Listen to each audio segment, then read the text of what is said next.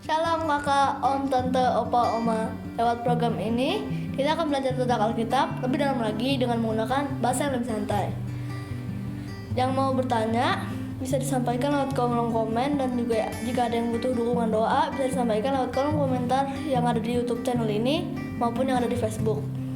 Juga mohon dukungannya dengan like, subscribe, dan tekan tanda loncengnya.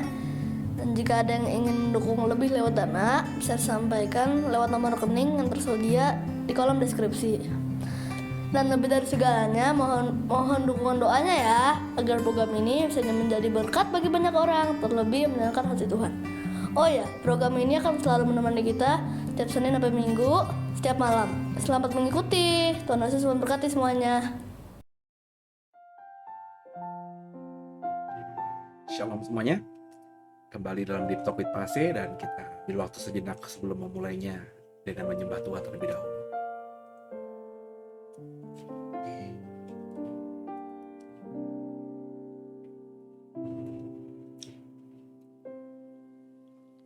Tak terbatas kuasa-Mu, Tuhan.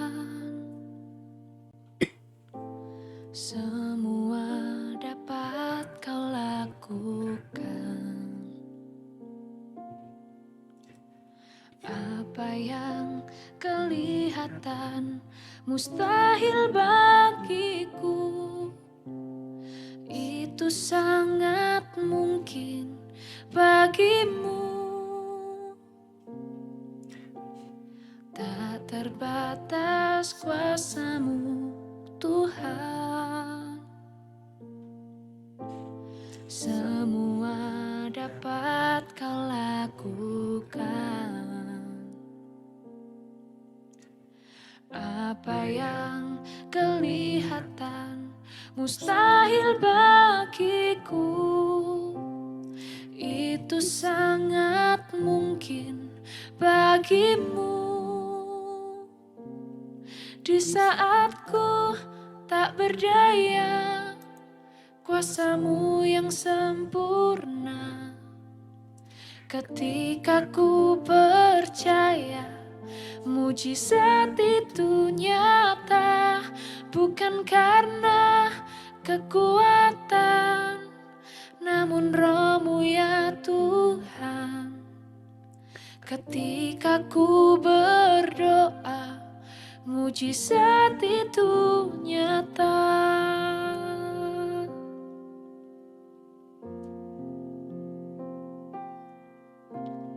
Tak terbatas kuasa-Mu, Tuhan.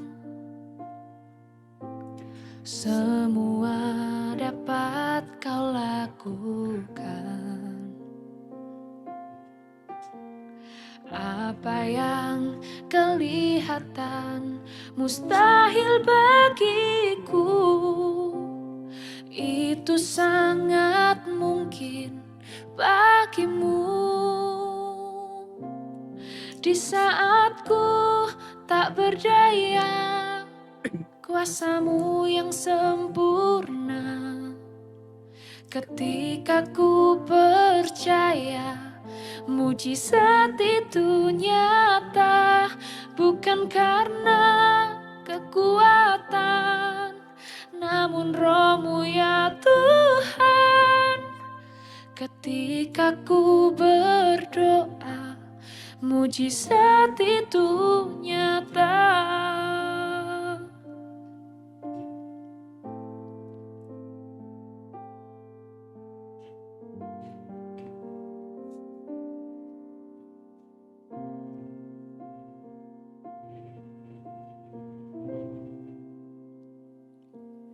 Di saat ku tak berdaya, kuasa-Mu yang sempurna.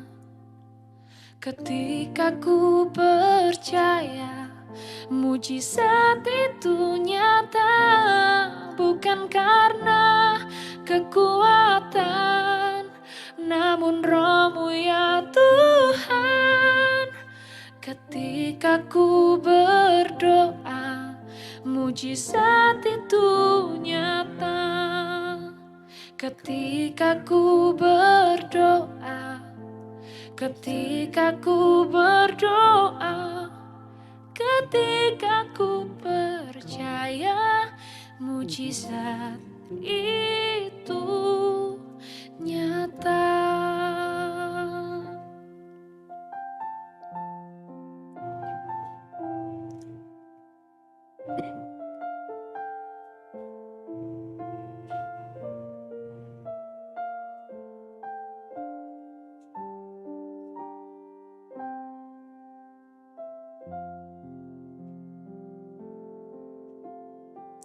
Haleluya.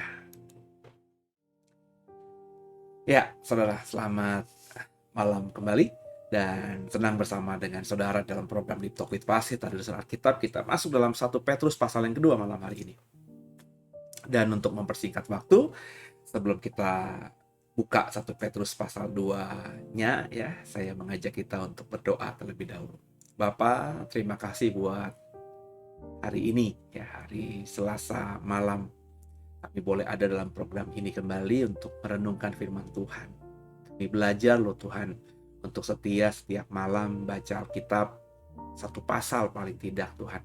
Tolong kami, sehingga kami bukan cuma cakap hebat dalam membaca Alkitab, tapi juga dimampukan Roh Kudus jadi pelaku firman.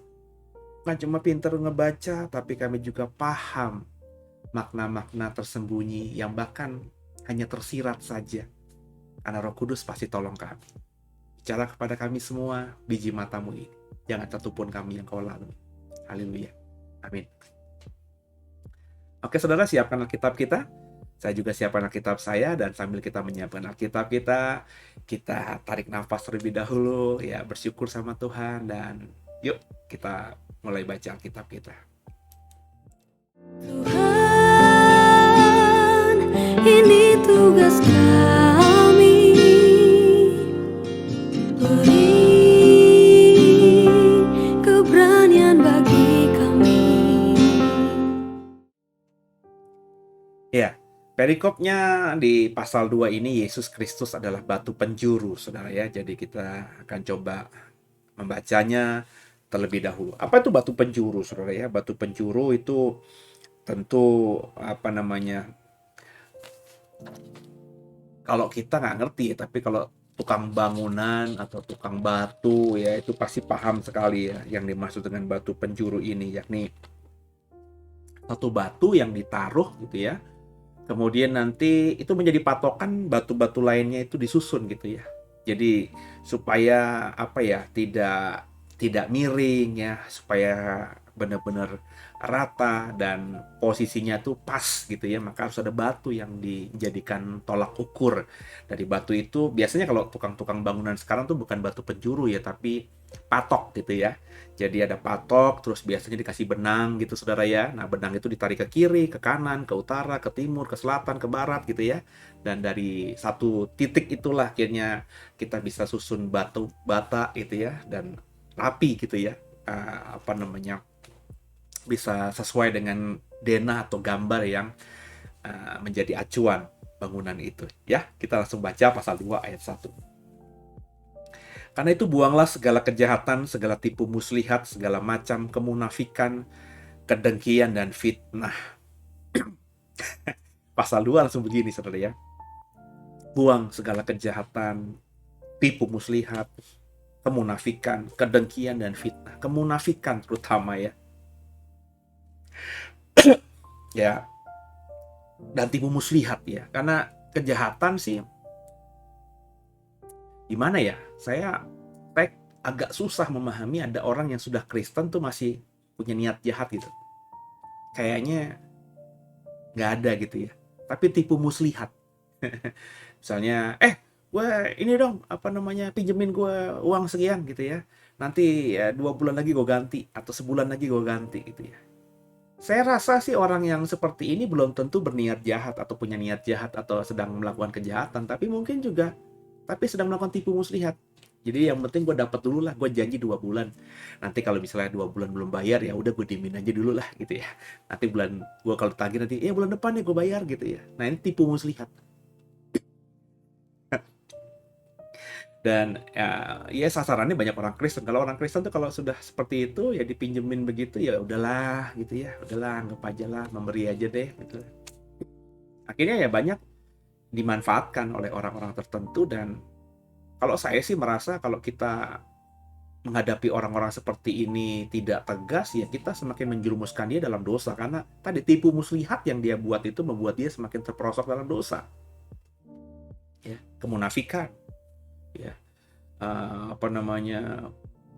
pura-pura kaya padahal nggak punya, pura-pura susah tapi ketika dibantu ya uangnya dipakai buat foya-foya. Ada tuh kayak gitu aja saudara ya. Dari yang baik sama yang jelek itu bisa dijadikan kemunafikan saudara. Ya kan kayaknya ada tuh lihat pengemis di jalanan itu ya. Pura-pura cacat lah, kakinya buntung kah. Saya pernah lihat saudara. Kaget banget itu ya di Jalan Raya Serpong. Kalau Bapak Ibu dekat rumah saya di Serpong itu ada pertigaan yang antara perbatasan Tangerang Selatan dan Kota Tangerang gitu, Kabupaten Tangerang, yang kalau belok kiri itu dari arah Alam Sutra itu ke Gading Serpong. Kalau wilayah Bapak Ibu datang dari Tangerang, belok ke kanan itu ke Gading Serpong. Jadi ada hotel apa gitu, saya di pojokan, saya lupa sebenarnya. Ada hotel gitu, ada lampu merah gitu ya. Itu ada selalu bapak-bapak yang dia menampilkan dirinya kakinya nggak punya gitu ya, buntung gitu. Jadi kakinya diikat sedemikian rupa, buntung gitu ya. Terus dia minta-minta dengan mukanya yang memelas deh, agak ngedobleh. What the meaning of dobleh? Pokoknya mukanya tuh muka memelas gitu ya, dengan nggak punya kaki pula, dengan baju yang lusuh, dengan topi ya, agak miring begitu. Selalu ada jongkok duduk ya, karena dia memang sedang melakonkan orang yang nggak punya kaki, yang kaki yang satu kesulitan untuk berjalan gitu. Pakai tongkat atau apalah saya nggak tahu ya.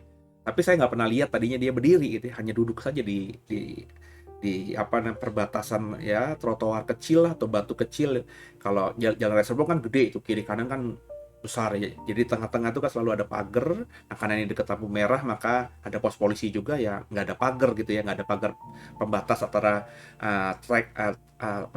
jalan yang ke arah Alam Sutra atau jalan yang menuju ke Tangerang itu pagarnya nggak ada. Jadi duduklah di trotoar kecil itu ya, pembatas kiri kanan jalan itu di tengah-tengah ya.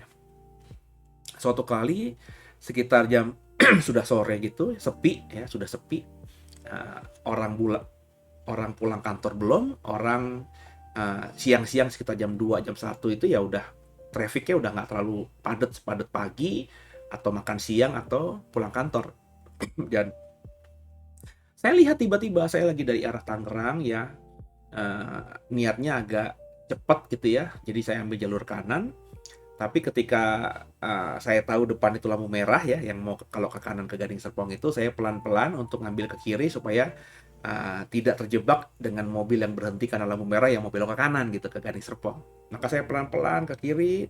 Nah, sambil saya lihat sen itu, saya lihat ada orang jalan. Terus saya kaget terkejut luar biasa karena pas saya lihat begini, pas di samping saya gitu, ini orang yang selama ini saya lihat kalau saya ke Gading Serpong pagi-pagi itu selalu duduk di situ. minta-minta di situ dengan kaki buntung, tiba-tiba berjalan dengan dua kakinya, saudara. Jadi orang ini menampilkan dirinya miskin ya dengan berharap belas kasihan orang, dan dia memakai belas kasihan orang itu untuk, ya bagi saya hidupnya, ya kalau baca-baca di koran, pengemis-pengemis yang konsisten menjalankan dirinya sebagai pengemis ini kan bukan orang miskin ya. Pendapatannya sehari bisa, bahkan kalau diadu sama buruh-buruh pabrik mungkin lebih hebat mereka. Jadi ada yang bilang bahwa sehari itu bisa mereka dapat 500.000 ya, 1 juta bahkan dari mengais recehan 500.000 rupiah itu ya. Bayangin sudah kalau orang itu padat di situ, dan ya orang Indonesia kan, kalau orang kita lah ya, itu berbelas kasihannya ada gitu ya, nggak tega gitu, sedekah. Makanya kan pernah lihat ada pengemis yang hidupnya digerobak, tapi pasti digerebek Satpol PP, gerobaknya diambil, ternyata dalam itu ada duit sampai ratusan juta gitu ya di dalam gerobak itu. Orang nggak mikir ada duit banyak gitu ya. Ya di kampungnya banyak sekali kan cerita pengemis punya rumah besar ya, sawah, tapi di ibu kota dia jadi pengemis karena ya tadi menjual kemunafikan itu. Ya bagi saya orang-orang seperti ini orang-orang yang ya salah lah sebenarnya. Sama selevel kalau kita ngomong pasal 2, orang yang memang berniat jahat, orang yang punya tipu muslihat, orang yang penuh dengan kemunafikan, kedengkian juga, benci aja gitu bawaannya, ya, sebel aja gitu bawaannya, ya, dan orang yang suka memfitnah, yang mulutnya jahat, ya saudara ya. Ayat 2, dan jadilah sama seperti bayi yang baru lahir, yang selalu ingin akan air susu yang murni dan yang rohani, supaya olehnya kamu bertumbuh dan beroleh keselamatan. Ya, jadi harus kita harus buang semua itu, dan kata Petrus, jadilah seperti bayi yang baru lahir, yang pengennya itu hanya ASI, air susu yang murni ya, jadi yang kudus gitu, yang rohani gitu ya, supaya ketika kita benar-benar hanya mengkonsumsi yang kudus saja, yang rohani saja, yang baik saja, yang murni saja, ya kita bertumbuh dan beroleh akhirnya keselamatan. Maka penting itu apa yang kita konsumsi. Yang kita konsumsi itu bukan yang kita makan saja, tapi kita masukkan di telinga kita, di mata kita, kita serap di hati kita, di pikiran kita, ya. Terus juga pergaulan kita itu didapatkan dari pergaulan kita, dari pertemanan kita, dari bacaan kita ya, dari obrolan kita. Ya, jadi banyak hal, banyak aspek itu yang harus kita kontrol, ini kita harus jaga ya. Dan nggak mudah hidup seperti itu. Ya susah lah saudara ya, orang ya harus hidup seperti itu gitu saudara.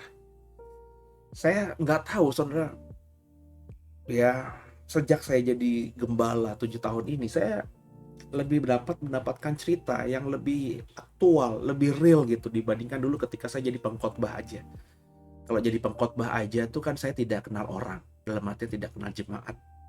Ya karena saya dulu di gereja besar, khotbahnya itu kalau hari Minggu bisa paling sedikit 5, 6, 7 kali saudara ya.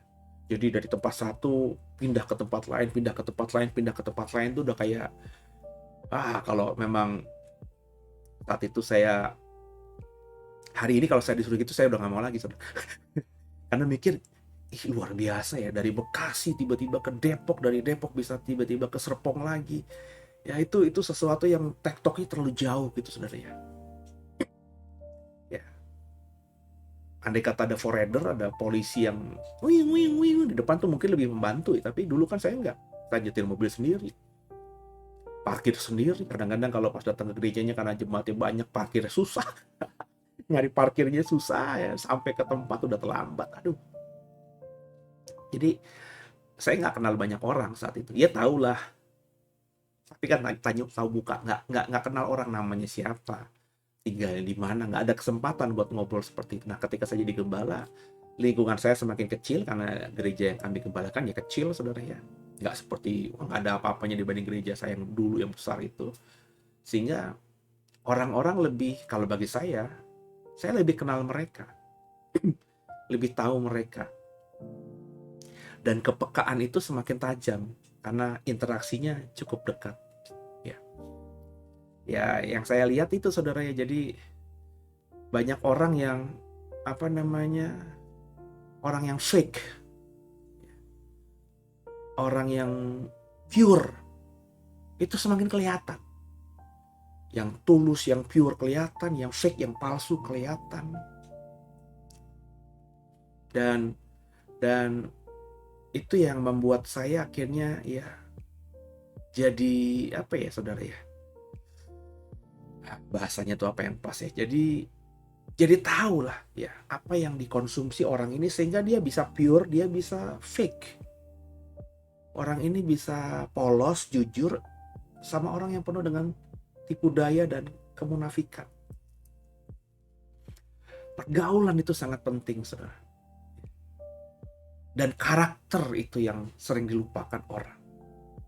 Bapak Ibu ada dalam pergaulan yang baik, tapi kalau karaktermu belum berubah, kau nggak akan bisa dirubah dengan pergaulan yang baik itu. Kalaupun bisa, lama waktunya. Jadi orang Kristen itu tahu pergaulan yang buruk merusakkan yang baik. Maka orang Kristen itu cari pergaulan yang baik. Ikut komunitas sel, ikut persekutuan doa, tertanam di gereja, pokoknya dekat sama orang-orang yang melayani Tuhan katanya, gitu ya. Dia berpikir kalau dia temenan sama ini, dia yang dulu brengsek bisa jadi bener. Tapi orang ini lupa dia brengsek dulu itu karena karakter saudara yang sudah membatu, ya, mengkristal sedemikian rupa karena karakter itu sudah dia hidupi dan dia nikmati bertahun-tahun dan mungkin puluhan tahun, hampir sebagian besar hidupnya, karakternya ya terbentuk dan seperti itu. Ketika dia bertobat, dia tahu bahwa dia salah, dia berpikir dengan pergaulan yang baik itu bisa merubah semuanya. Enggak bisa, saudara. Enggak semudah membalikkan telapak tangan, terlebih kalau orang ini karakternya nggak mau dirubah. Ya, jadi banyak itu saya perhatikan begitu, saudara. Ada cerita nih ya, ada orang yang katanya aktif dulu dalam bisnis, dalam usaha gitu ya. Ya namanya orang bisnis dalam namanya orang usaha gitu ya. Apalagi kalau usahanya tuh bidang jasa gitu ya. Yang mengharapkan imbalan gitu dari pelayanan jasa yang diberikan kepada masyarakat gitu ya. Itu kan ya pinter-pinter ngomong, marketing lah lain sebagainya ya. Kalau orang yang mau presentasi itu kan kadang-kadang kalau mau jujur saudara ya. Kalau mau jujur nih ya. Apakah para marketing, kalau Bapak Ibu sebagai marketer ya benar ya. Orang yang bekerja di marketing gitu ya. Ketika mempresentasikan produk kita, tolong jujur jawab ya. Apakah kita mempresentasikan dengan benar 100%?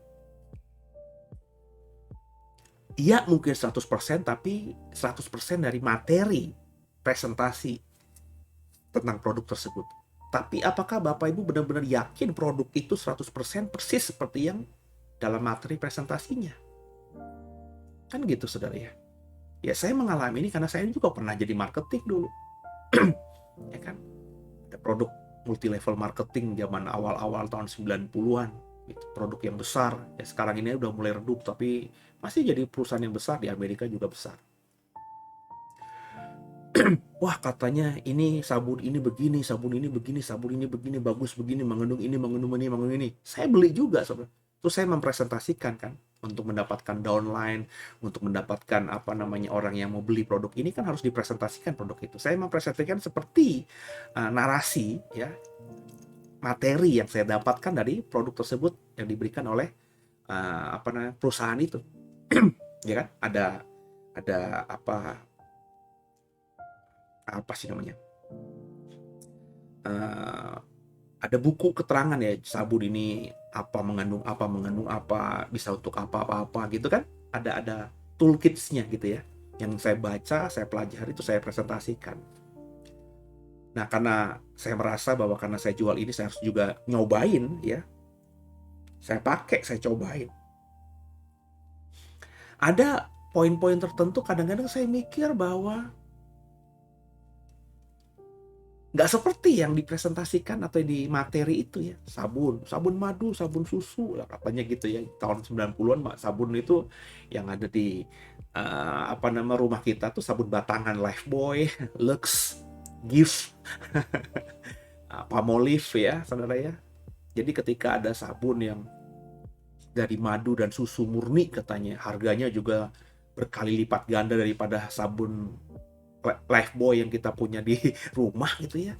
Ya ini kan untuk belinya kan butuh effort khusus gitu ya, karena beli sabun MLM ini bisa dapat mungkin 10 batang sabun yang biasa gitu, bahkan lebih mungkin karena harganya saya ingat satu sabun itu puluhan ribu lebih, sedangkan sabun Lifebuoy itu ya paling cuman ratusan atau seribuan gitu ya zaman dulu tahun 90-an. Jadi harganya tuh bisa berpuluh kali lipat. Itu saya pakai ya namanya sabun bagus ya tetap aja ada rasanya kan. Lebih lembut mungkin ya, lebih wangi mungkin karena parfumnya itu bukan parfum yang biasa gitu ya, tapi efek-efek lainnya ya lebih memutih karena saya kan agak hitam gitu ya, terus juga semakin cerah. Gue perhatiin biasa aja gitu ya, tapi karena saya dulu adalah marketingnya, saya harus presentasi sesuai dengan materi presentasi yang disiapkan perusahaan itu tentang produk itu kan saudara. Jadi yang ingin saya katakan ya, saya kenal orang yang seperti itu dalam dunia usahanya ya, marketing, pemasaran, sering jual produk, presentasi. Yang gue tahu banget itu pasti nggak ada lah, nggak mungkin itu yang dipresentasikannya itu benar-benar persis seperti yang apa dia presentasikan. Ya ada hiperbolanya ya, ada omong kosongnya, ada omong besarnya di situ. Ini kalau orang ini kerjanya seperti itu dalam bidang jasa ya terutama ya, misalnya tour and travel, jasa apa ya, bengkel gitu-gitu dan lain sebagainya lah, pokoknya jasa ya, transportasi ya. Sekarang mungkin ya delivery ya, itu kan jasa ya, kayak apa namanya yang sekarang ngetop misalnya kayak apa, kita beli apa pakai aplikasi apa, itu kan jasa, mereka jual jasa gitu ya. Nah, itu kalau sudah terus melakukan hal-hal yang kayak gini, itu kan karakter, sering berhiperbola, sering membesar-besarkan fakta. Jadi faktanya A, tapi yang disampaikan A+. Itu kan sudah tidak sesuai kebenaran, udah ditambahin plusnya paling nggak. Iya kalau cuma A+, kalau A++, A++++, nah plusnya udah nambah-nambah berapa kali saudara.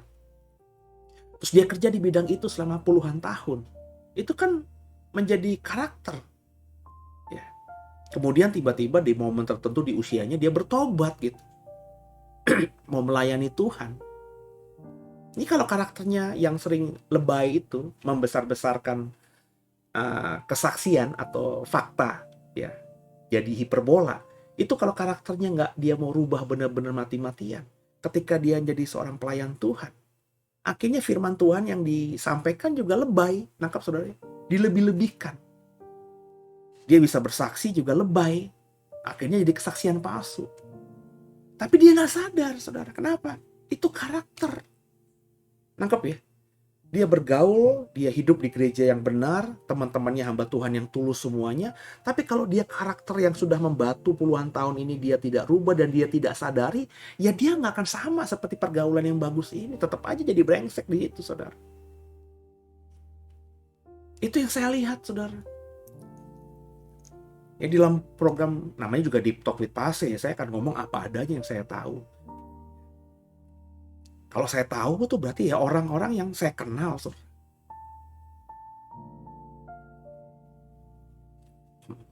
Jadi karakter itu nggak akan berubah hanya dari penumpangan tangan, doa Bapa kami, terima berkat, dengerin firman. Enggak, saudara. Oh, apalagi kalau saya tuh ngerasa perubahan karakter saya dari dulu brengsek itu yang menjadi sekarang ini. Sekarang aja masih belum lempeng bener, masih terus berjuang untuk merubah karakter saya semakin indah gitu ya. Tapi yang saya rasa itu mati-matian merubah karakter ini. Ya. Jadi bagi saya ya, merubah karakter itu penting lingkungan. Kalau lingkungannya brengsek ya susah, karena pergaulan kita brengsek gitu ya. Tapi dalam prosentase nilai, kalau kita brengsek nih tadinya nih, terus kita mau merubah karakter brengsek kita, punya pergaulan yang bagus, lingkungan yang bagus, itu paling cuma sekitar 30% bisa membantu kita merubah karakter kita. Ya. 20% apa? 20% tuh doa. Ngandelin Tuhan. Berusaha untuk lebih dekat dengan Tuhan. Itu udah 50%. 50% yang prosentase setengahnya itu adalah kemauan diri. Kemauan diri. Saya bisa kasih contoh banyak. Ya. Yang paling tiba-tiba muncul di otak saya aja. Ada penjahat, preman, ditangkap, masuk penjara, di lapas, bertahun-tahun di lapas. Di lapas dia nggak ada kerjaan, terkungkung juga, terbatasi juga, meskipun tetap jadi penguasa di sana karena preman besar.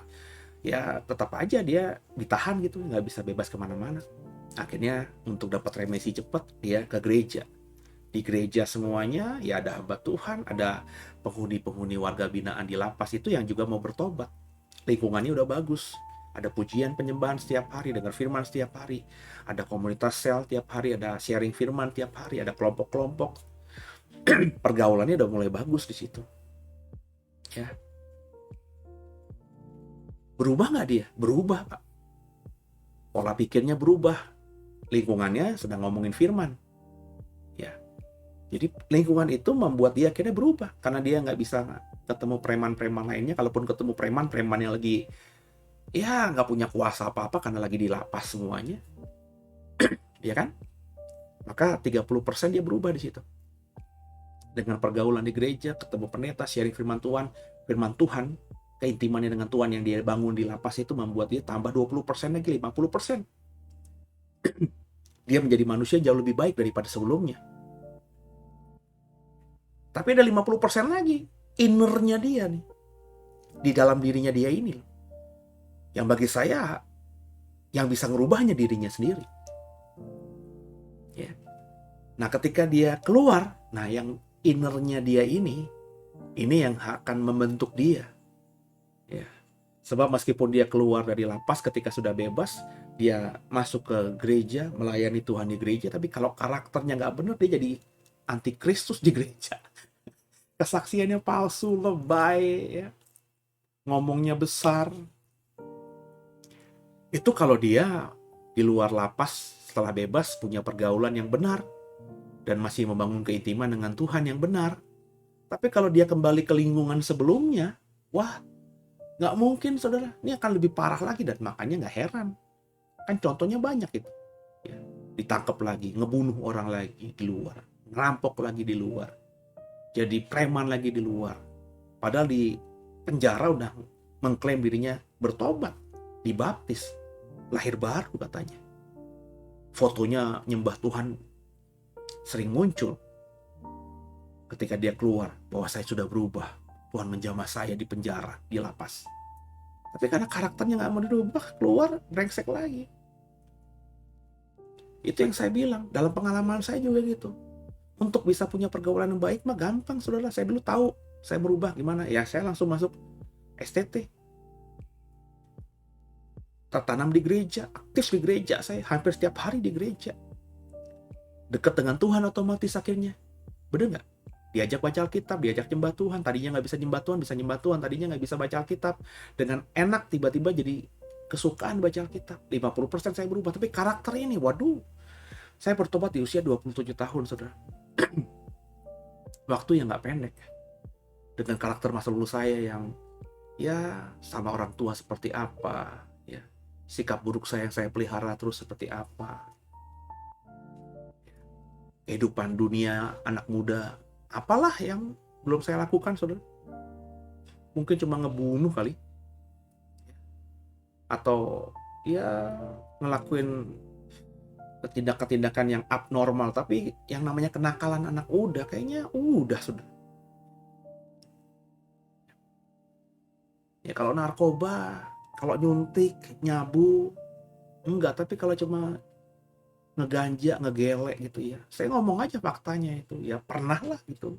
Rokok, minum minuman keras, ke diskotik, perempuan.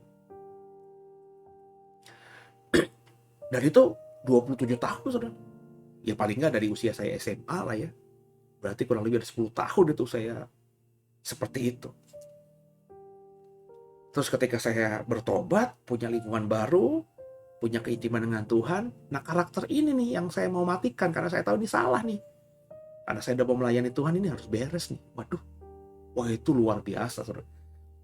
Saya mungkin tidak ada keinginan lagi ke diskotik. Tapi dengerin lagu-lagu yang disco-disco itu masih bisa kan?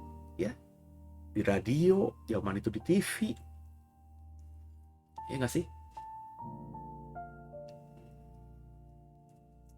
Saya mungkin jauh dari perempuan ketika saya bertobat. Secara fisik saya nggak bisa touching, nggak bisa bersentuhan dengan banyak perempuan. Tapi perempuan-perempuan dalam dunia maya masih bisa saya akses kan. Jadi untuk mematikan benar-benar karakter lama saya dan memunculkan karakter Kristus yang baru yang saya imani sebagai Tuhan dalam diri saya itu mati-matian. Sampai sekarang saya masih terus berusaha berjuang. Ada karakter yang udah beres, ada karakter yang belum beres. Dan ini kalau jujur kan kita tahu, saudara. Itu makanya berkali-kali saya bilang, saya nggak bosan sampai berbuih-buih akan saya ngomong jujur sama diri sendiri, introspeksi diri, ngaca. Jadi dengan tahu kelemahan kita, dengan tahu kelebihan kita, kita bisa mengukur kita nih apa yang harus kita kerjakan semakin hari yang semakin baik itu. Saudara. Ya. Jadi kita harus seperti itu ya. Harus masukkan yang murni. Ayat 3. Jika kamu benar-benar telah mengecap kebaikan Tuhan dan datanglah kepadanya batu yang hidup itu, yang memang dibuang orang oleh manusia, tapi yang dipilih dan dihormati hadirat Allah. Dan biarlah kamu juga dipergunakan sebagai batu hidup untuk pembangunan suatu rumah rohani, bagi suatu imamat yang kudus, untuk mempersembahkan persembahan rohani yang karena Yesus Kristus berkenan kepada Allah. Jadi, kita harus datang kepada batu penjuru yang benar. Dalam ayat 4 itu Yesus maksudnya. Dibuang orang, gak dianggap penting, tapi dihormati oleh hadirat Allah. Dipilih dan dihormati hadirat Allah. Dan kalau kita patokannya batu penjuru yakni Yesus, ukuran kita adalah Yesus. Ku mau sepertimu Yesus. Maka ayat 5 kita juga akan dipergunakan sebagai batu yang hidup untuk pembangunan suatu rumah rohani. Jadi kan artinya apa? Kita dulu yang harus benar-benar mau. Bukan cuma pergaulan yang bagus, bukan cuma intim sama Tuhan, tapi juga merubah karakter buruk kita kan. Itu diri kita. Karakter itu gak akan mungkin bisa berubah dari puasa, gak mungkin bisa, saudara. Karakter itu gak mungkin bisa berubah karena penumpangan tangan, karena didoain orang. Ya. Saya udah melihat banyak kesaksian. Ada istri yang mendoakan suaminya bertahun-tahun, akhirnya suaminya bertobat, kenal Tuhan.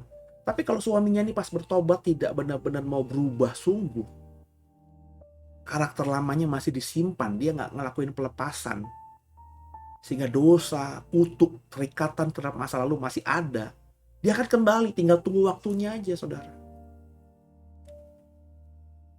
Makanya saya selalu bilang, kalau kita benar-benar bertobat sungguh, coba nggak ada salahnya itu ya melakukan pelepasan atau ya memutuskan segala kutuk yang pernah mengikat kita, pernah terikat dengan kita. Makanya saya dulu lakukan itu. Karena saya nggak mau lagi tuh ya nyentuh-nyentuh yang namanya, jangankan narkoba, rokok aja sudah saya nggak mau sentuh. Bir saya nggak mau sentuh. Ya. Terus perempuan juga. Nggak mau menempatkan perempuan yang saya cintai lebih daripada Tuhan lah gitu. Ya, sekarang saya cinta sama Sylvie, istri saya. Tapi dalam hati saya, cinta gue ke Silvi gak akan lebih tinggi dari cinta gue ke Tuhan. Karena Silvi, istri saya ini, ya nanti bisa kapan saja. Bisa saya yang duluan pergi, atau dia yang duluan pergi dipanggil Tuhan. Bahkan ke anak-anak saya pun, saya berani ngomong saat ini. Cinta saya kepada Sean dan Silo, anak-anak saya ini, gak boleh lebih tinggi daripada cinta saya kepada Tuhan. Karena meskipun tidak bermimpi anak saya akan dipanggil Tuhan lebih dulu atau mati lebih dahulu. Karena normalnya saya duluan sebagai orang tuanya yang pergi dulu kan. Nah, tapi kalau saya terikat dengan dia, kalau terjadi sesuatu yang di luar ekspektasi tadi, wah saya bisa drop minta ampun, saudara. Maka saya tidak mau terikat dengan hal-hal itu. Saya bilang, saya lagi suka sama burung, saya suka sama tanaman aglonema. Ya. Saya suka, berkatnya ada, saya beli. Berkatnya ada, saya beli. Tapi nggak terikat. Sudah hampir 2 minggu, 3 minggu ini saya nggak beli apa-apa. Karena tadi nggak terikat. Meskipun kalau nonton di YouTube, nonton di lihat di Tokopedia, di Shopee, harganya ada yang murah, menggiurkan, diskon, bla bla bla bla. Tapi ya karena saya nggak terikat ya, saya nggak kalap gitu, ya bisa ngontrol aja, bisa lihat aja gitu loh. Belum waktunya lah beli ini. Gue pelihara yang ada dulu lah.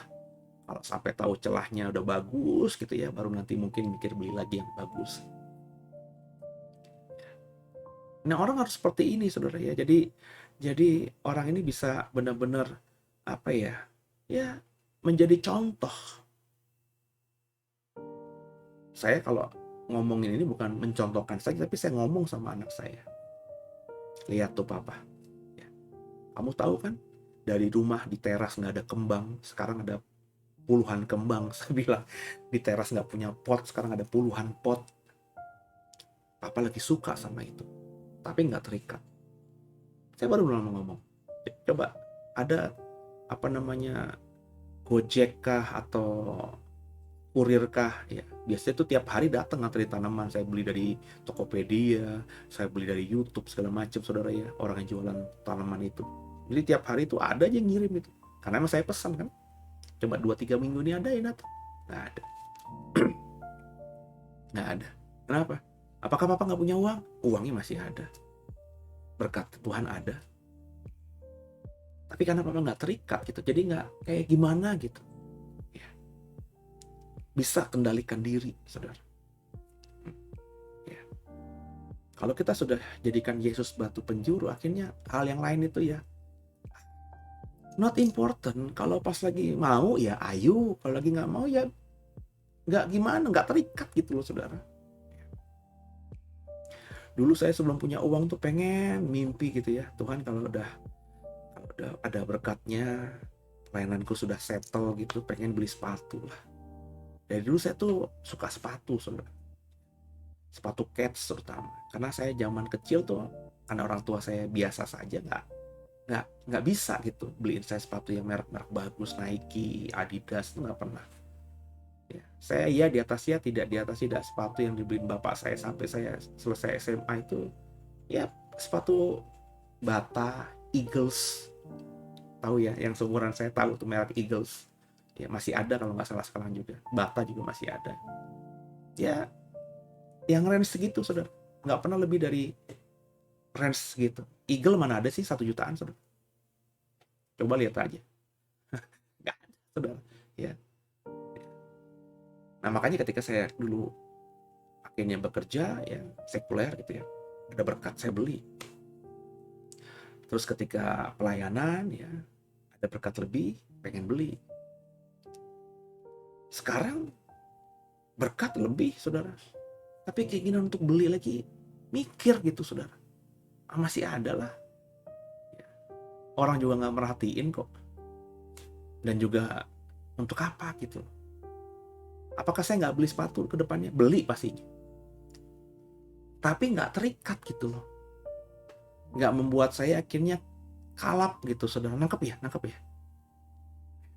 Ini saya beli baju ini kalau Bapak perhatikan, saya punya baju yang model begini tuh cukup banyak. Harganya murah ya, nggak murah juga ya. Tapi saya beli itu karena untuk konten. Karena saya nggak punya baju, saudara. Karena dulu baju saya tuh cuma baju putih, dasi, jas ada 3 pasang, sama celananya hitam-hitam buat pelayanan, baju putih ada sekitar 3-4 begitu, yang kalau habis pakai, hari ini pakai, cuci, pakai yang berikutnya, jadi supaya kelihatan warnanya nggak terlalu cepat pudar gitu. Kalau udah kuning dikit saya beli. Kalau ngomongin baju dulu yang paling banyak, ya nggak banyak-banyak banget lah. Paling baju putih 3-4, celana sama jas 1 set, ada 2 set, 3 set ya. Mandasi. Di luar itu saya nggak punya sama sekali. Itu ketika di gereja lama, karena dibutuhkan cuma itu. Ya baju-baju pergi saya baju-baju kaos aja, t-shirt aja gitu. Atau baju polo shirt gitu yang ada kerahnya gitu ya. Yang lainnya nggak punya. Nah makanya ketika ada The Way, ya saya nggak mau pakai jas lagi, udah bosan gitu. Belasan tahun jadi pendeta pakai jas, saya tinggalin jas saya. Kemeja putih juga saya nggak, bahkan sekarang nggak punya kali kemeja putih. Ya saya pakai baju yang biasa gitu ya, kemeja biasa. Ketika ada konten, bikin mempercantik YouTube kami, karena saya digerakin Tuhan untuk coba bikin pelayanan digital gitu ya, belum banyak orang yang buat gitu ya, dan konsisten gitu ya. Nah, kan harus muncul, kalau setiap hari muncul bajunya kan harus dipikirin ya. Makanya saya beli buku 1 set, modelnya begini, warnanya beda gitu, saudara. T-shirt juga begitu ya, t-shirtnya sama, warnanya beda, supaya paling tidak saudara kalau lihat saya tuh nggak bosen bajunya itu tuh lagi gitu. Tapi ini pun juga udah hampir setahun lebih kali saya nggak beli baju sama sekali. Jadi kalau kau lihat baju saya ini aja saudara, cuma ganti aja. Selisihnya karena udah beli banyak kemarin, selisihnya mungkin bisa tiap 3 minggu sekali baru ketemu pakai baju ini lagi gitu. Bahkan kedepannya saya mikir, enggak lah, nanti pakai seragam aja. Jadi saya mau pakai, misalnya program Deep Talk with Pastor, saya mau pakai seragam aja gitu, bajunya itu aja gitu, bodo amat dah. Jadi yang saya mau katakan saudara, orang kalau sudah benar-benar menjadikan Yesus batu penjurunya, dirinya juga akan jadi batu yang hidup itu, seperti Yesus. Sehingga hal-hal yang fana itu nggak penting lagi. Gitu saudara, maksud saya. Di mana posisimu? Gitu ya saudara ya. Jawablah dengan jujur. Ayat 6. Sebab ada tertulis dalam kitab suci, sesungguhnya aku meletakkan di Sion sebuah batu yang terpilih, sebuah batu penjuru yang mahal, dan siapa yang percaya padanya tidak akan dipermalukan. Itu bicara mengenai Yesus ya, yang merupakan batu penjuru ya. Karena itu bagi kamu yang percaya ia mahal, tapi bagi mereka yang tidak percaya, batu yang telah dibuang oleh tukang-tukang bangunan telah menjadi batu penjuru juga telah menjadi batu sentuhan dan suatu batu sandungan bagi orang lain ya. Yesus, ada yang mengatakan Yesus adalah batu penjuru, saya mengatakan Yesus adalah batu penjuruku. Tapi bagi banyak orang, Yesus itu hanya kayak batu yang mudahlah dibuang orang gitu aja. Ayat 8. Mereka tersandung padanya, bahkan ada yang menjadikan Yesus suatu sandungan kan. Gara-gara dia tuh, ya, ajaran iman kita jadi rusak, banyak pengikut kita ya jadi tersesat, kurang lebih gitu ya. Mereka tersandung padanya, ayat 8, karena mereka tidak taat kepada firman Allah. Dan untuk itu mereka juga telah disediakan. Tapi kamulah bangsa yang terpilih.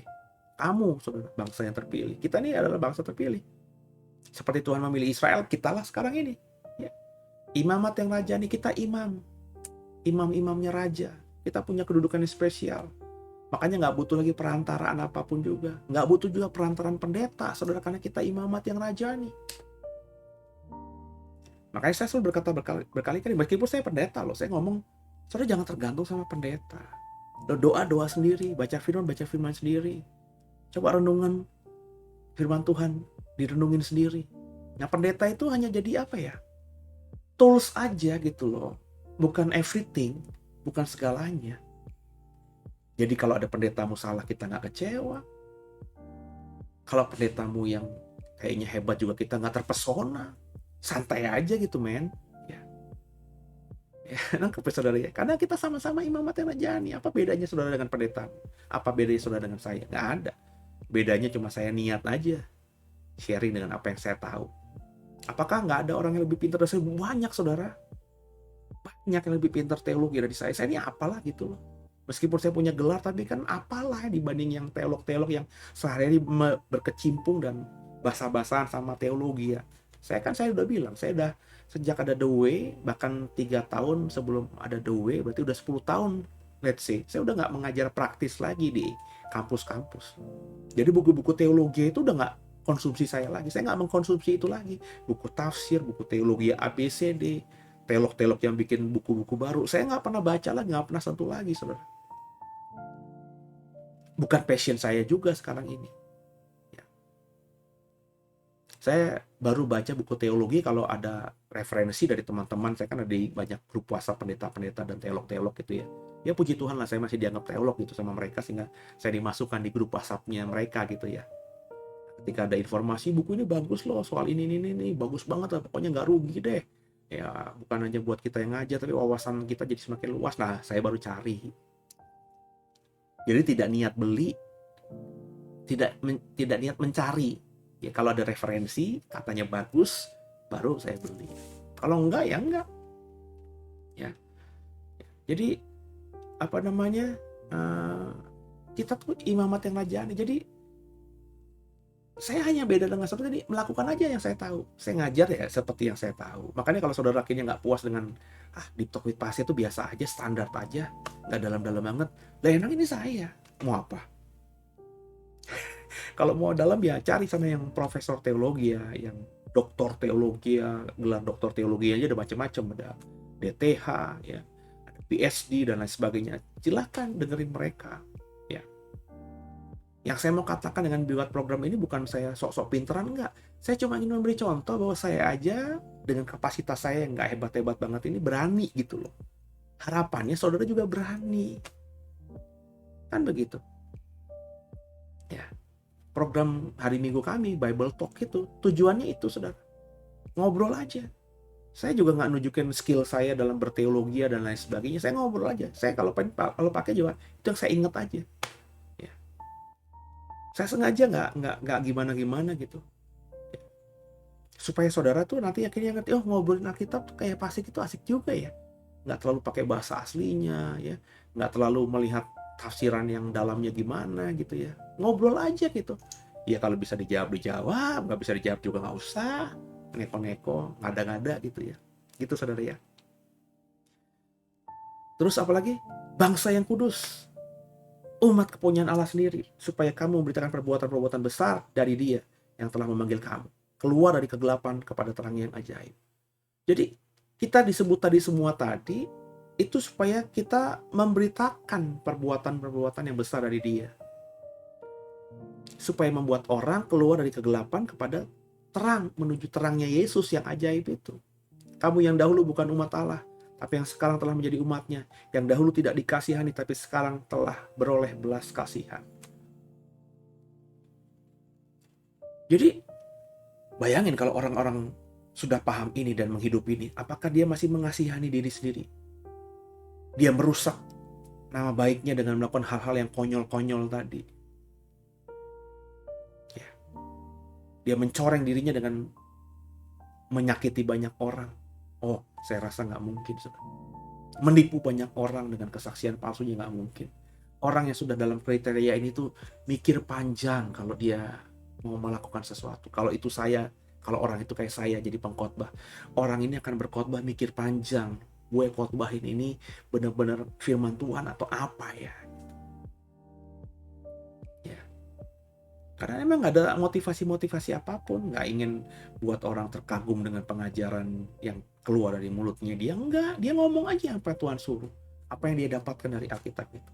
Orang suka nggak suka, ya dia nggak pernah terlalu pedulikan dengan sungguh atau memperbaikinya, enggak. Dia tetap jadi diri sendiri sesuai dengan apa yang Tuhan perintahkan dia untuk dia lakukan. Ya. Peringatan untuk hidup sebagai hamba Allah, ayat 11. Saudara-saudaraku yang kekasih, aku menasihati kamu, supaya sebagai pendatang dan perantau, kamu menjauhkan diri dari keinginan-keinginan daging yang berjuang melawan jiwa. Ini orang-orang Kristen kan saya bilang di pasal 1. Yang merantau di Bitinia, di Galatia, Kapadokia, Asia Kecil. Ya. Ini mereka baru bertumbuh, mereka nggak kenal Yesus tapi mencintai Yesus luar biasa. Dan Paulus mengingatkan supaya mereka sebagai pendatang perantau jauhlah dari rasul-rasul, jauh dari kami-kami ini, kata Petrus kurang lebih ya. Nggak ada guru yang mengajar kalian secara intensif gitu ya. Nggak ada kayak sekarang nih program YouTube. Saudara tinggal dimanapun masih terus bisa mengakses pengajaran yang saya berikan tiap malamnya kan. Zaman dulu kan nggak. Ya. Tapi kata Petrus, kamu harus menjauhkan diri dari keinginan-keinginan daging yang berjuang melawan jiwa.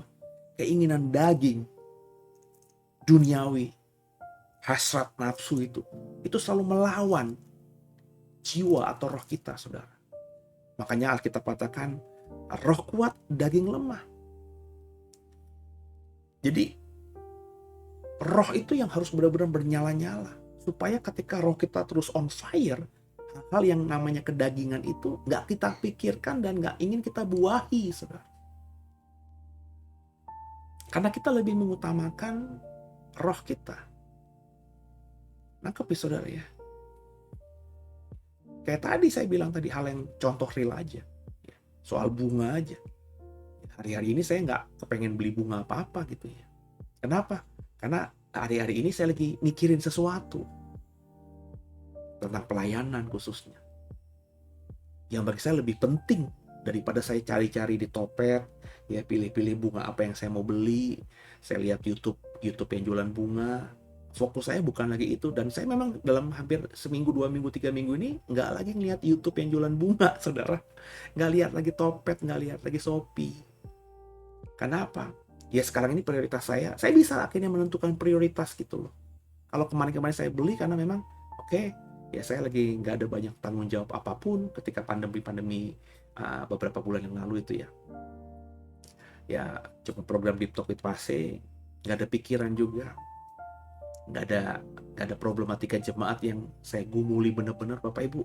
Jadi gembala itu kalau ada jemaat yang 1A, 2B, entah itu baik atau buruk, itu kepikiran sama kita. Makanya saya udah berkali-kali bilang sama Tuhan waktu dulu, Tuhan saya nggak mau jadi gembala. Dan karakter saya bukan karakter gembala yang baik gitu, yang datang ke rumah orang jemaatnya gitu. Saya bukan tipikal orang yang berkarakter seperti itu. Makanya ketika saya Tuhan suruh jadi gembala, saya bilang, Tuhan gue harus berubah banyak nih. Mana ada saya nggak ngubungin orang gitu, saudara, yang apa kabar. It's not me gitu. Tapi sebagai gembala ya saya paling harus tiap beberapa bulan sekali. Ya, itu ya memaksakan diri untuk menyapa jemaat yang kalau nggak ada kabar gitu ya. Kabar Bapak Ibu, semoga doa saya semuanya baik ya. Gimana Bapak, suami, istri, anak-anak semuanya aman? Kalau butuh dukungan doa dan apapun ya, silakan lo menghubungi saya via Japri. Saya WhatsAppin satu persatu, saudara. Ya kecuali kalau yang masih sering berhubungan karena sering ketemu di gereja ya nggak saya WhatsAppin, saya ngomong aja langsung. Ya, tapi jemaat yang ikuti ibadah secara live streaming, lewat online gitu kan, nggak pernah ngelihat muka mereka, nggak pernah ketemu lagi mereka, mungkin juga muka mereka udah berubah kalau mereka di chat atau di operasi plastik di Korea pas lagi pandemi ini, udah pasti nggak ngerti, nggak kenal gitu ya. Nah saya hubungi via WhatsApp. Ketika baik Pase, semuanya aman, Pase juga ya, terima kasih doanya, saya juga doa buat Pase. Kalau mereka begitu ya alhamdulillah berarti. Tapi saya tuh bukan karakternya itu, saudara. Manalah saya ngubungin teman-teman begitu. Saya tuh paling alergi ya, paling haram datang ke rumah orang duduk cuma ngobrol-ngobrol doang. It's not me. Zaman saya kecil, bahkan ketika saya punya teman-teman tuh mereka yang harus ke rumah saya tuh nggak bisa tuh nongkrong di rumahnya orang ya, ngobrol gitu ya, main-main gitu ya. Saya lebih baik lu main ke rumah gua aja gitu, atau ke tempat yang netral gitu ya, bukan di rumah orang. Saya jujur susah gitu ya. Paling hanya 1-2 orang yang kebetulan memang cukup dekat dengan saya sehingga saya akhirnya pernah lah nginep di rumahnya dia, di rumah kontrakannya dia, atau ngobrol bisa mungkin seharian, tapi hanya segelintir aja, saudara. Dari 10 teman paling cuma 1 ya. Nah, itu prosentasenya terlalu besar juga. Dari 100 teman yang saya miliki paling cuma 1, saudara, yang begitu. Jadi saya punya 100 teman nih ya, yang saya ke rumahnya terus bisa berjam-jam sama teman saya itu, bahkan mungkin bermalam. Hanya satu orang yang rumahnya pernah saya gituin. Yang lainnya paling cuma ngedrop gitu ya. Kalau ada ulang tahun, ada acara kebaktian, ada acara apalah, momen apa, ya saya datang, tapi rame-rame. Terus gak lama-lama juga. Ya kalau bisa cabut segera gitu. Tapi yang saya nggak ada, teman saya nggak ada acara, terus saya bisa ngobrol sama dia, datangnya berduaan. Ya, nanti ada teman lainnya yang nyusul ya silakan gitu ya. Tapi datang berduaan, ngobrol-ngobrol ya, main game bareng zaman dulu. Terus kalau udah malam mungkinnya, ya udahlah gue nginep sini ya, di rumah tempat lo ini ya, boleh kan nih? Oh boleh lah gitu ya. Terus saya nginep ya, deket sama orang tuanya juga, sama adik kakaknya juga ya. Itu paling cuma satu dari 100 teman saya, saudara. Saya orang yang agak introvert, yang agak tertutup gitu ya, yang nggak bisa open gitu sama semua orang. Tapi ketika jadi gembala kan harus berubah. Nah karakter yang itu tuh ya, yang benar-benar luar biasa harus diperjuangkan tadi ya. Keinginan daging itu benar-benar berusaha untuk mengalahkan jiwa, saudara. Ayat 12, milikilah cara hidup yang baik di tengah-tengah bangsa-bangsa, bukan Yahudi, supaya apa mereka memfitnah kamu sebagai orang durjana, mereka dapat melihatnya dari perbuatan-perbuatanmu yang baik dan memuliakan Allah pada hari Ia melawat mereka.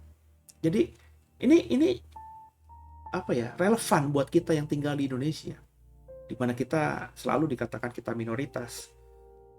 Saudara-saudara kita tuh mayoritas, imannya, sukunya mungkin mayoritas. Ya. Jadi supaya kita bisa aman tinggal di negeri ini, ya di tengah bangsa-bangsa yang tidak beriman kepada Yesus, ya kita harus menjadikan diri kita yang punya kesaksian yang hidup. Kesaksian hidup itu lewat perbuatan-perbuatan. Gereja itu bukan organisasi, tapi kita juga orang Kristen harus berlomba-lomba berbuat baik gitu loh. Sehingga kalau mereka, orang-orang yang mayoritas itu berniat memfitnah kita, sebagai kafir kah, orang durhana lah, pendosa lah, orang yang pasti masuk neraka lah, mereka lihat kesaksian kita mentah sendiri ya. Diajarin sama orang banyak, orang Kristen tuh kafir, orang Kristen tuh gak mungkin masuk surga, sebaik-baiknya orang Kristen itu pasti masuk ke neraka. Mereka dicekokin begitu oleh ajaran mereka, andai kata. Tapi kemudian mereka di kemudian hari bertemu dengan kita, berteman dengan kita, dan kita selalu berbuat baik. Mereka sudah punya tameng, punya tembok, membatasi diri, tapi kita selalu menganggap mereka teman.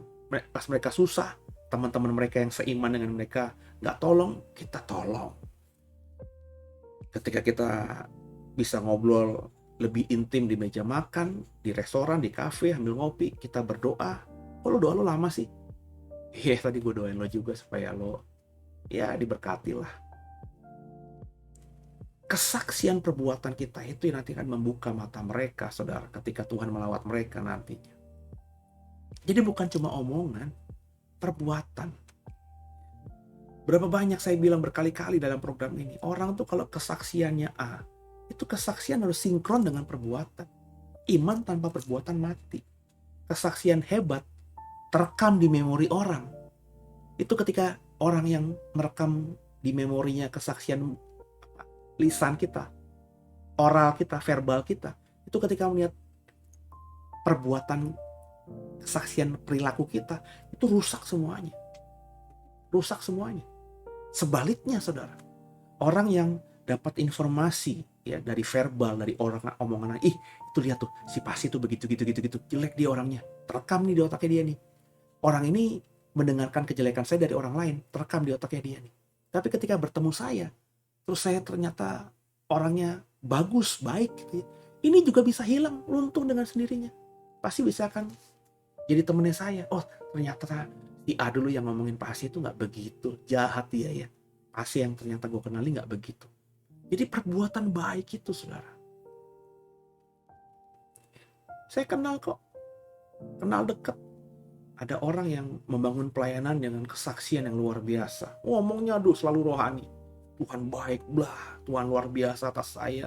Tuhan memberkati saya. Dikit-dikit Tuhan, dikit-dikit kesaksian, dikit-dikit bersaksi. Nggak salah sih dengar itu, saudara. Tapi kalau selaras dengan perbuatannya sih oke. Tapi nggak oke. Sehingga yang saya tahu ya, ada beberapa orang itu lebih dekat dia daripada deket ke pendetanya gitu, atau pemimpin komunitas sel tempat dia berada gitu. Ternyata pas udah deket ketahuan sikapnya sehari-hari. Ya, ternyata dia membuat orang dekat dengan dia untuk diambil sesuatu. Ada udang di balik rempeyek, saudara. Orangnya terluka kayaknya. Ya kok begitu ya hamba Tuhan ya. Ngomongnya soal Yesus baik, Yesus berkati dia, tapi dia malah menyakiti aku, dia melukai aku.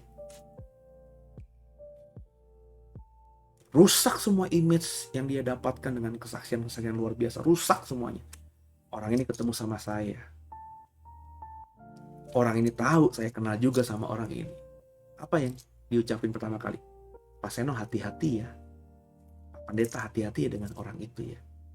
Orang itu mulutnya berbisa. Apa yang diucapkan tidak sama dengan perbuatan. Saya cuma cengar-cengir aja. Dalam hati saya konfirmasi. Kenapa? Hati saya sudah tahu seperti itu. Ya cuma ini konfirmasi ya. Karena orang tuh relatif nggak berani dengan gembala atau pendeta.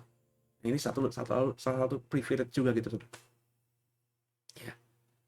Ya, mikir panjang lah kalau mereka mau misalnya berbuat jahat sama pendetanya gitu. Kayaknya ya jemaat gitu masih mikir pendeta itu gitulah gitu sebenarnya. Tapi saya bisa tahu saudara. Kira orang-orang itu yang cerita sama saya kiranya. Dalam hati saya nggak bilang, enggak. Saya diam aja, kunci mulut saya. Oh gitu ya. Belajarlah dari pengalaman ini. Tapi dalam hati saya konfirmasi. Sebab saya sudah merasa ada something wrong dari orang ini. Dan akhirnya terbukti dari 1, 2, 3 orang yang menceritakan apa yang dia perbuat tidak sama dengan kesaksian mulutnya. Lalu yang saya lakukan apa? Saya lagi nunggu waktu. Ada beberapa yang sudah saya tegur.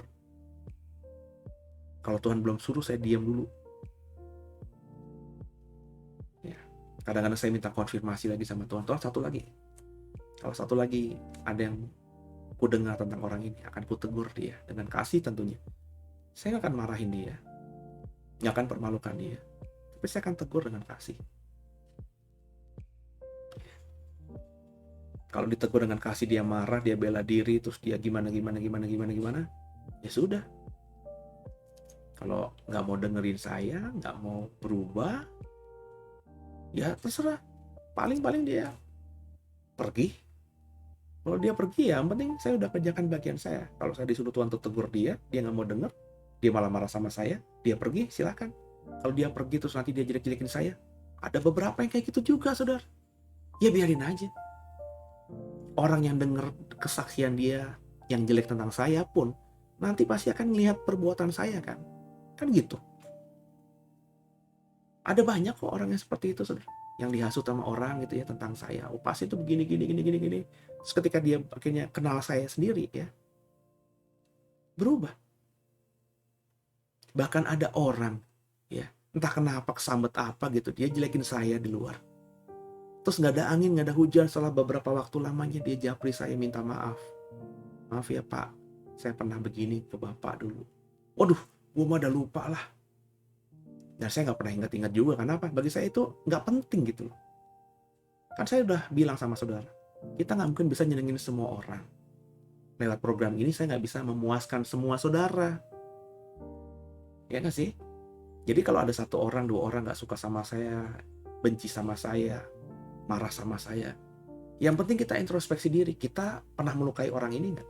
Kita pernah jahat sama orang ini gak? Yang dituduhkan orang ini kepada kita itu benar apa tidak? Kan kita jujur nih sama diri sendiri nih. Bukan untuk bela diri ya, jujur aja. Terus kita bilang, enggak kok, gue gak begitu kok. Dia nilai gue salah, gue gak begitu. Yang kalau kita sudah anggap diri kita benar, ya udah kita jalan aja. Nanti ada pembelaannya Tuhan, saudara. Ya, ada banyak pembelaan Tuhan. Nah, sebaliknya juga ada banyak orang yang muji-muji saya, saudara. Wah, pujiannya udah kayak membuat saya bisa ke langit ke-7 lah gitu ya. Tapi saya selalu anggap angin lalu aja. Saya bilang, kalau saya hebat itu Tuhan yang buat hebat, bukan saya. Siapalah saya ini gitu. Ya. Dan orang kalau ini terus begitu, ya, kalau emang nggak tulus pujiannya kepada saya itu, ya, memang ada udang di balik rempeyek tadi, kebukti kok di kemudian hari orangnya seperti apa, konfirmasi.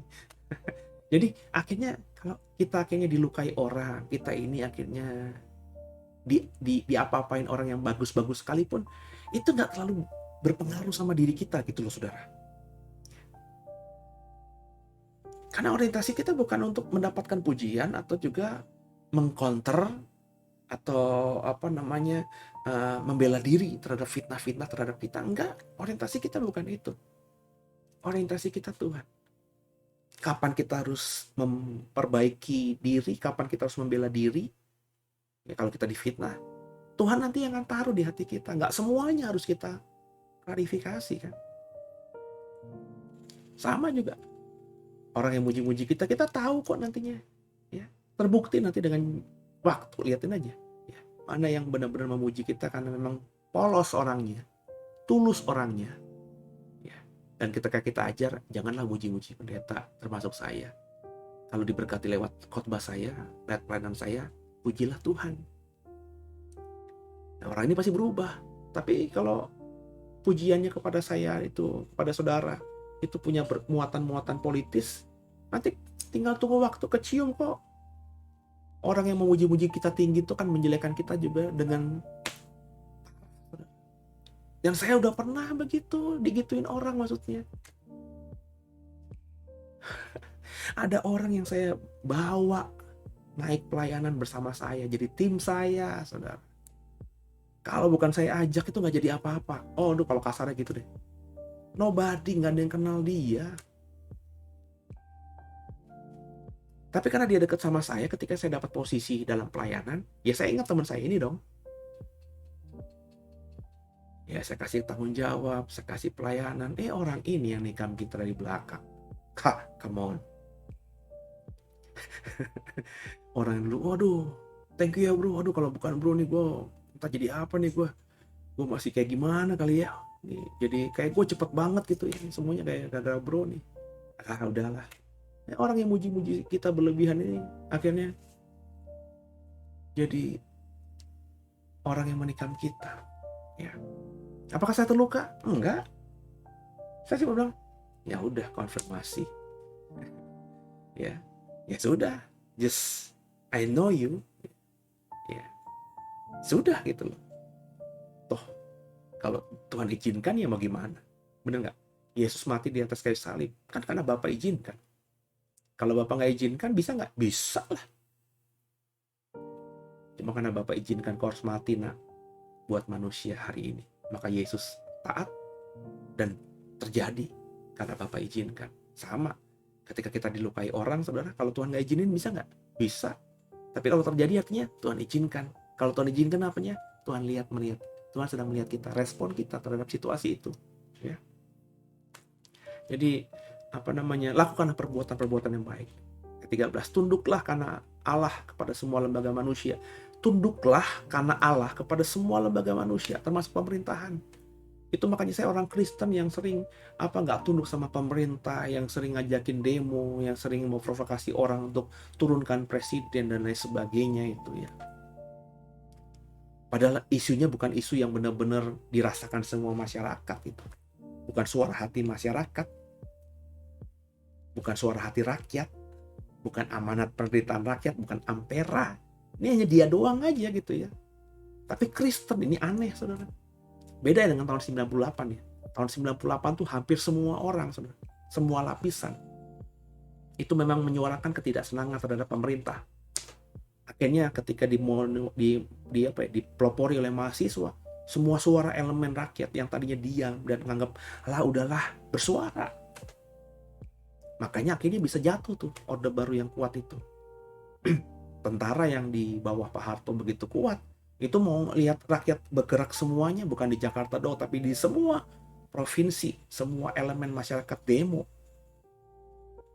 Mau bela presidennya? Enggak lah, akhirnya TNI di bawah Pak Wiranto, ABRI saat itu. Kita tahu kan, akhirnya juga kesaksiannya Pak Wiranto, ya bilang ke Pak Harto, ya sebaiknya mundur. Kita tidak mungkin, ABRI nggak mungkin melawan rakyat. Begitu. Sama seperti ketika tahun 66 ya, sekitar ketika tumbangnya Orde Lama. Kan semua masyarakat dipolpori oleh pemuda. Bung Karno yang hebat kayak apapun, pengaruhnya masih punya ke rakyat, ke masanya, tapi masanya juga mikir, wah, yang bersuara menentang Bung Karno, pemimpin kita ini lebih banyak. Akhirnya mereka semua diam. Jadi yang saya mau katakan, kalau itu bukan isu umum, isu yang menjadi mayoritas gitu ya. Jadi ada orang Kristen nih, politikus nih, yang kerjanya kritik pemerintah, ngajakin turunin pemerintah. Ini sakit, bukan orang Kristen.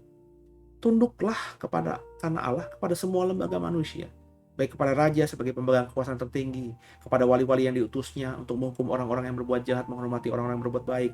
Sebab inilah kehendak Allah, yaitu supaya dengan berbuat baik kamu membungkam kepicikan orang-orang yang bodoh. Saya melewati pemerintahan Pak Harto. Ya kalau saya merasa belum suara rakyat, ya saya diam aja. Saya melewati Pak Habibie. Saya menghormati Pak Habibie setelah sekarang. Tapi waktu saat itu saya bilang, ini orang nggak layak jadi presiden gitu. Tapi karena dia diputuskan jadi presiden, ya saya diam aja. Jadilah presiden setelah pemilu terbuka, yakni Gus Dur yang terpilih kan. Saya hormat sama Gus Dur, apresiasi tinggi. Cuma tadi saya bilang, ini juga kurang pas. Ya.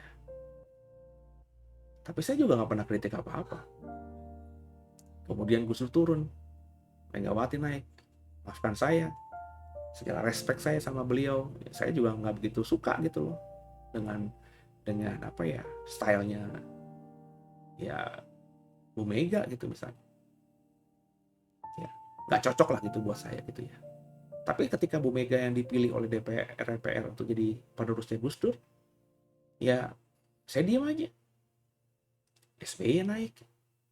Awal-awalnya saya oke, tapi ketika hari-hari berikutnya partainya kok banyak yang korup, ya ada banyak hal-hal yang aneh-aneh terjadi, KPK lah, Hambalang lah, bla bla bla. Apakah saya mengkritik? Tidak. Apakah saya tidak menggalang gitu? Enggak. Ya. Enggak pimpin macam-macam gitu lah. Ya ini udah terpilih, mau gimana, Tuhan izinkan. Taat aja. Nah sekarang ketika Pak Jokowi, saya sampai sekarang masih, ya dibanding ke 5 presiden yang saya kenal gitu ya. Kalau Pak Karno kan saya tidak kenal, dalam artian nggak pernah lihat dia jadi presiden ketika saya hidup. Karena ketika saya hidup bahkan beliau sudah mati gitu kan. Pak Karno kan meninggal tahun 70 kalau nggak salah kan, bener ya? Saya lahir tahun 75. jadi nggak kenal gitu dengan Bung Karno gitu loh. Bener ya kalau nggak salah tahun 70 kan Bung Karno yang meninggal ya. 70 apa 80 ya, saya lupa lah gitu. Pokoknya Bung Karno jadi presiden tuh saya nggak tahu gitu loh, belum lahir gitu. Nah, Pak Jokowi di antara 5 presiden tadi, bagi saya sampai detik ini saya apresiasi. Ini presiden yang baru benar dalam hati nurani saya. Tapi tetap saja kan gitu kan, ada banyak hal juga yang saya tidak sepakat dengan keputusan di pemerintahan beliau. Mungkin bukan dia, tapi bawahannya mengambil keputusan. Tapi kan beliau pemimpin tertingginya. Tapi juga tidak membuat saya akhirnya demo atau muji berlebih-lebihan. Posisi saya ini, pemerintahan yang ada tuh dari Tuhan, ya, untuk membentuk kita. Ya, tinggal kita sikapi aja. Ya. Kritik boleh, nggak setuju boleh, tapi jangan menentang pemerintahan yang sah, gitu ya saudara ya. Ayat 15. Kecuali tadi suara rakyat yang kita bisa rasakan, ini suara rakyat bergerak gitu. Nah itu baru. Ya. Kalau bergerak begitu ya berarti kan mayoritas masyarakat kita tidak nyaman dengan pemimpin yang model begini. Kita harus ikut ambil bagian. Kalau kita sebagai orang Kristen sih nggak perlu demo-demo ya. Dulu saya tahun 98 demo karena belum bertobat bener kan. Tapi kalau sekarang ya misalnya ada yang orang mau demo nanti presiden berikutnya lah ya, brengsek misalnya gitu ya. Saya nggak akan pimpin demo, saya akan bawa yang lainnya demo, oke, kalau di suara masyarakat umum, tapi saya hanya berdoa saja. Tuhan, kalau rakyat sudah bersuara seperti ini, bukankah ada peribahasa suara rakyat adalah suara Tuhan juga? Maka Tuhanlah yang berkehendak. Beri yang terbaik buat bangsa kami. Kalau bukan dari Tuhan, patahkan kuasa-kuasa yang masih mengikat pemimpin yang tidak baik ini. Biar dia jatuh dan kami punya pemimpin yang baru yang datang dari Tuhan. Begitu. Ya. Jadi itu prinsip saya sekarang. Ayat 15. Sebab inilah kehendak Allah ya. Sebab inilah kehendak Allah. Waduh, ini udah 1 jam lebih. Kita cepat saudara ya. Sebab inilah kehendak Allah, yaitu supaya dengan berbuat baik kamu membungkam kepicikan orang-orang yang bodoh. Hiduplah sebagai orang merdeka dan bukan seperti mereka yang menyalahgunakan kemerdekaan itu untuk menyelubungi kejahatan-kejahatan mereka. Tapi hiduplah sebagai hamba Allah. Ya. Hamba Allah itu berarti apa?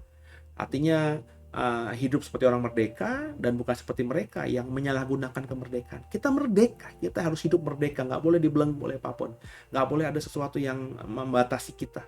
Tapi jangan hidup menyalahgunakan kemerdekaan itu. Ya, ayat 17.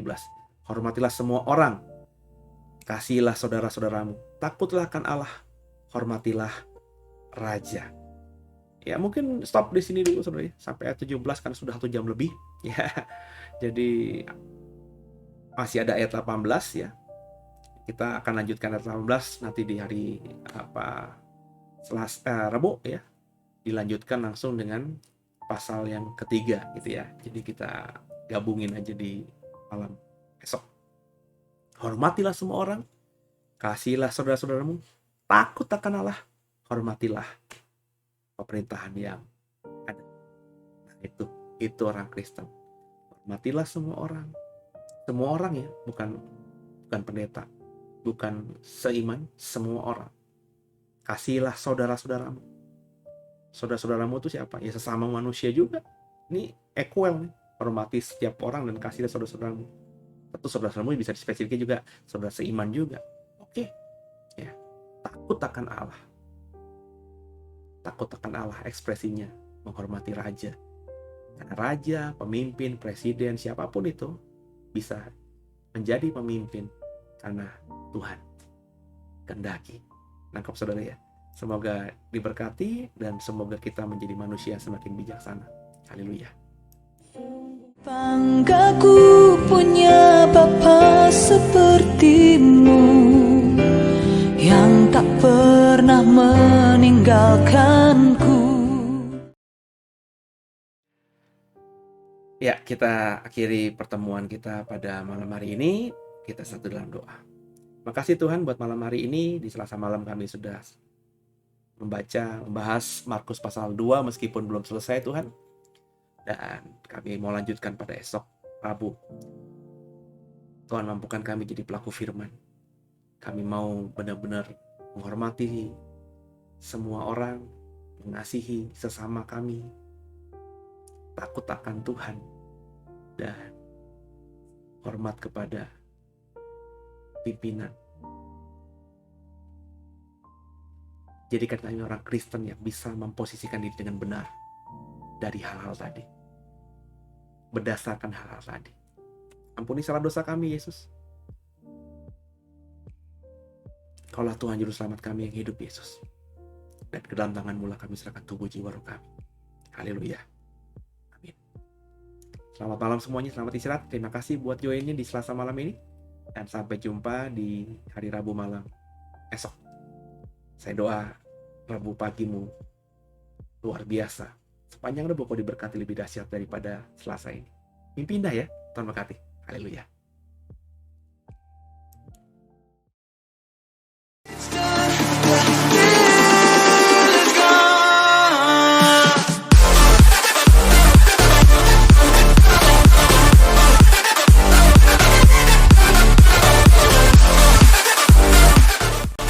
Bapak Ibu yang merasa diberkati dan ingin memberkati kami lebih lewat dana, dapat disalurkan melalui scan barcode berikut ini atau ditransfer melalui rekening yang ada di layar Bapak Ibu Saudara.